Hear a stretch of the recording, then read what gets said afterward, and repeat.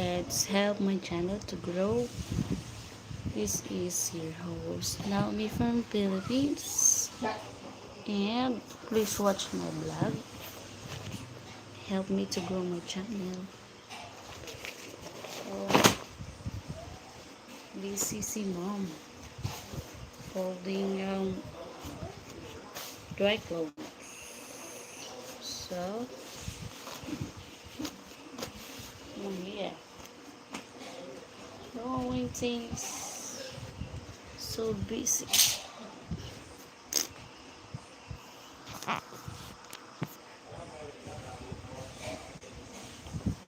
So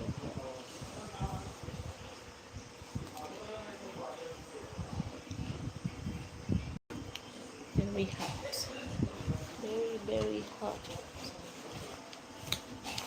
Nagunsa ka ma? Nagunsa ka? Yurot ni mo?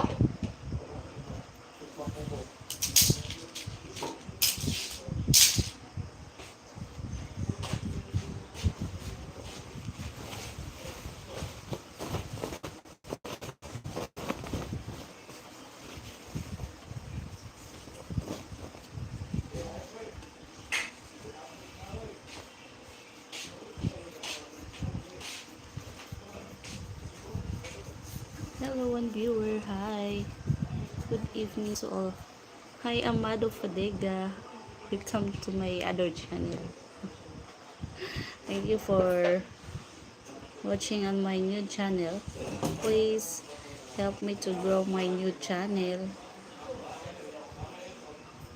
Where are you? Please invite your friends to watch and subscribe this new channel of mine. I had to create a new channel because my other channel was demonetized. So while waiting for that, I make a new channel for other, other income. I have my channel is so bad, bad internet. I have a bad internet. So will help me to grow. Invite your friends to watch my new vlog in my other channel, Naomi. Thank you for watching, Amado Fadega. I have also my Bigo Live. You have to download Bigo Live. I always go live there, especially in the night time. Bigo Live streaming. I have my Bigo Live streaming.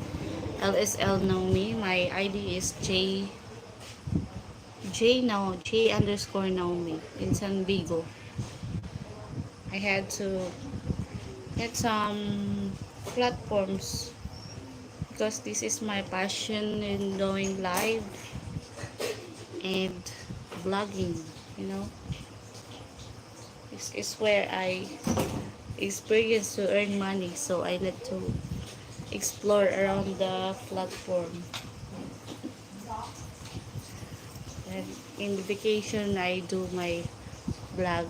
I can focus because no school.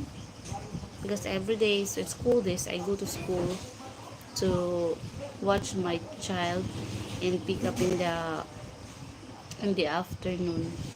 So I can't focus on vlog. So this time, about 1 month, I'm not lazy.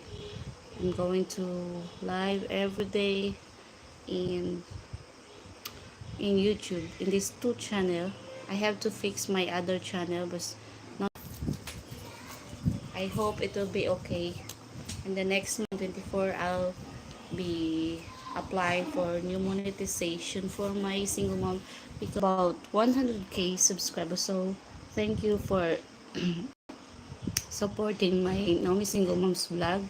I get already my 100k subscriber. I'm so thankful to all my subscriber.